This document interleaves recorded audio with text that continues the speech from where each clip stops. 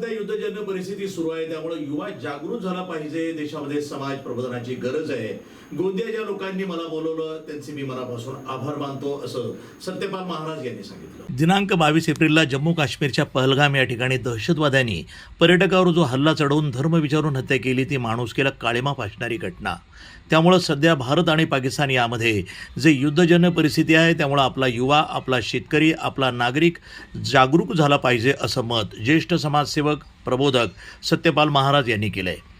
गोंदिया तालुक्याअंतर्गत येणाऱ्या दांडेली गाव एकोडी गावामध्ये अण्णाभाऊ साठे बहुउद्देशीय सामाजिक सेवा संस्थेच्या वतीनं एकोडी गावामध्ये सत्यपाल महाराजांच्या प्रबोधनाचं कार्यक्रम आयोजित करण्यात आलं होतं. तर सत्यपाल महाराज आपल्या गावाशेजारी प्रबोधन करण्याकरता येत असल्यानं आजूबाजूच्या गावातील लोकांनी देखील त्यांना ऐकण्याकरिता मोठी गर्दी केली होती. तर सत्यपाल महाराजांनी सध्या 2 देशामध्ये युद्धजन्य परिस्थिती सुरू असल्यानं युवकांना व्यसनापासून मुक्त राहून जागृत राहण्याचा सल्ला त्यांनी दिला आहे. थांबवलंच. दहशतवाद्यानं आपल्यावर पहलगामच्या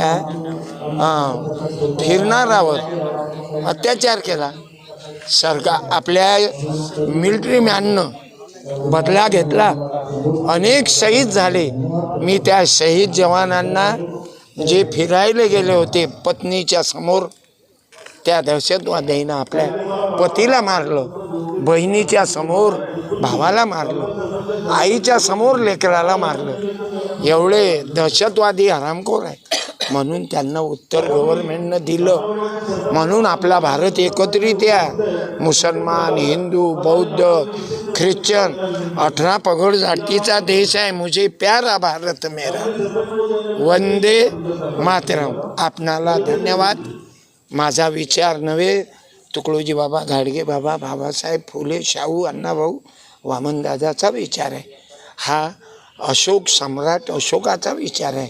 स्वातंत्र्य, समता, बंधुता, न्याय हा अहिल्याबाई होळकराचा विचार आहे. आता राजा भोजचा विचार आहे, राणी अवंतीबाईचा विचार आहे, शहीद बिरसा मुंडाचा विचार आहे.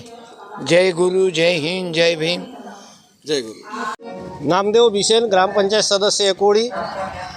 आज जे सत्यपाल महाराजीच्या इथं कार्यक्रम आम्ही जे आयोजित करण्यात आलेला आहे, ह्या माध्यमातून नवीन पिढींना नवीन दिशा मिळो असे आम्ही ह्या सत्यपाल महाराजाच्या वाणीनी नवीन पिढींना मार्गदर्शन चांगला मिळो आणि गावात चांगला मेसेज जावो आणि परिसरात चांगला समाज प्रबोधनच्या माध्यमातून समाजात कसे राहावं, कसे वागावं यांच्या माध्यमातून ह्या कार्यक्रमामध्ये आम्ही ह्या सत्यपाल महाराजांचा कार्यक्रम ठेवण्यात आलेला आहे. NTV news Marathi, Gondia.